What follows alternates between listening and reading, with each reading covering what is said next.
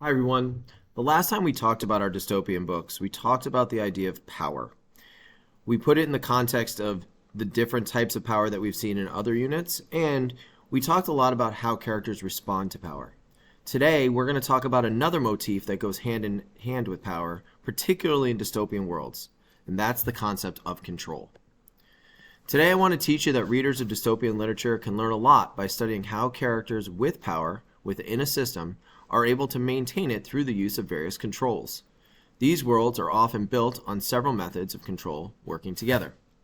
Now, last time we talked, we said that power comes in a lot of different forms. Not just hard power and soft power, but in other ways.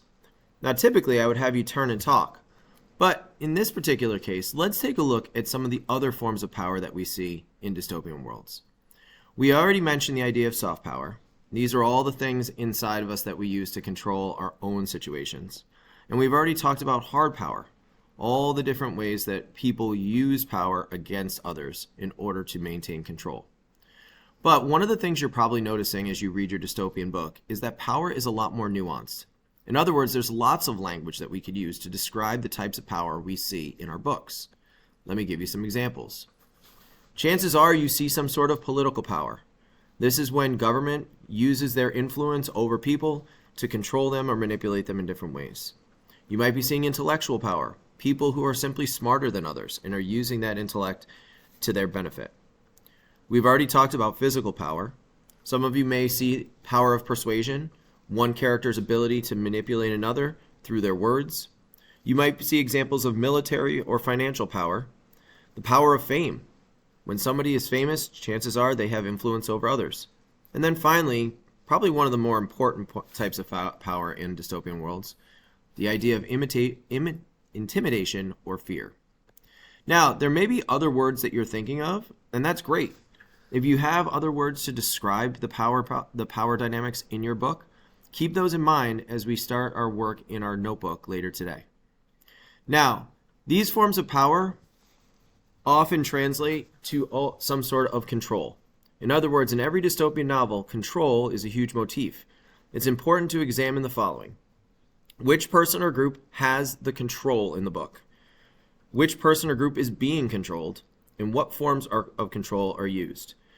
Now, while we had lots of different ways to describe the different forms of power in our books, one of the things you'll notice is that when it comes to control, particularly in dystopian stories, there's really only these 6.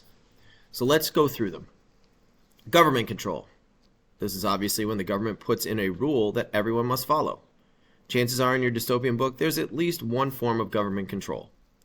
Religious control, when a church or religious leader uses rules or traditions to maintain control. Philosophical control, when people are simply convinced that something is the right or moral thing to do. Philosophical and religious controls can feel very similar. The only difference is that philosophical controls don't necessarily come from a church. The perfect example of a philosophical control is George Bergeron in the story Harrison Bergeron.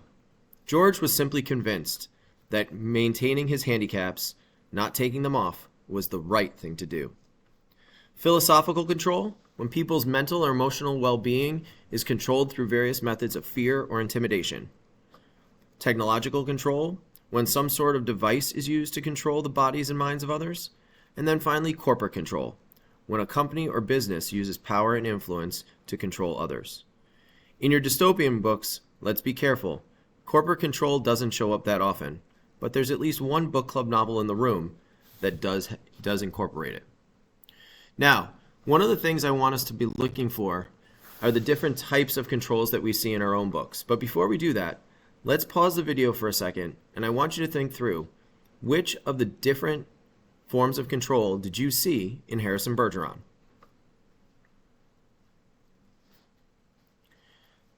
Now, it should be pretty straightforward, but let's talk through them quickly. Obviously, the government was one of the forms of control. We see this at the very beginning of the story when they talk about the different amendments to the Constitution. There's philosophical control. In other words, I just mentioned the example with George. There's psychological control. You see the fear of the musicians at the end of the story when they're being intimidated to put their handicaps back on before some sort of punishment is levied on them, just like it was onto Harrison. And then finally, we have technological control. We see, obviously, through the use of the different handicaps, particularly the radio handicap that George wears, that technology is part of this work. So if you said 4 different types of control, you are correct. There may be religious or corporate controls, but there's no evidence of it in the story, so we can't actually rely on those for this particular one. All right, so today, as you do your work, I want you to be looking for examples of control. Where do you see your characters being put under some form of control, and which form are they being put under? One of the things you may want to do before you start today is on the back of your bookmark, your pink bookmark, go ahead and jot down these 6 forms of control. So that way, as you're doing your work, you don't have to go back to this particular slideshow. Go ahead and pause the video and write down these forms of control.